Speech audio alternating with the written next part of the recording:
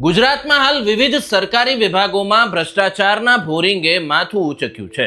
ભરતી પ્રક્રિયામાં પેપર ફૂટે અને પરીક્ષાઓ રદ થાય તેવા સમાચારો અવારનવાર સામે આવતા હોય છે। એવામાં હવે રેલવે ડીઆરએમ ઓફિસમાં સિલેક્શન અને પ્રમોશનની કામગીરીમાં ગેરરીતિના આક્ષેપો થયા છે। કોના પર આ આક્ષેપો લાગ્યા છે અને શું છે સમગ્ર મામલો તેની વિગતે વાત કરવી છે। નમસ્કાર, આપ જોઈ રહ્યા છો ઓવર રાજકોટ અને હું છું આપની સાથે ઓઆરજે દક્ષિણી। વડોદરા રેલવે ડીઆરએમ ઓફિસમાં નોકરી કરતા સિનિયર પર્સનલ ઓફિસર સહિત 4 કર્મચારીઓના ઘરે સીબીઆઈની ટીમ દ્વારા સર્ચ ઓપરેશન હાથ ધરવામાં આવ્યું હતું। રેલવેમાં સિલેક્શન અને પ્રમોશનની કામગીરીમાં ગેરરીતિના આક્ષેપોના સંદર્ભે આ તપાસ થઈ રહી હોવાનું હાલ જાણવા મળી રહ્યું છે। ત્યારે આ અંગે સ્થાનિક પોલીસને કોઈ જ પ્રકારની જાણકારી નથી। આજે બપોરથી પ્રતાપનગર રેલવે ઓફિસમાં સીબીઆઈની ટીમે ધામા નાખ્યા છે। રેલવેમાં સિલેક્શન અને પ્રમોશનમાં ગેરરીતિના આક્ષેપો થયા હતા, જે અંગે સીબીઆઈ દ્વારા તપાસ શરૂ કરવામાં આવી છે। તપાસનો રેલો વડોદરા ડિવિઝન સુધી પહોંચ્યો છે।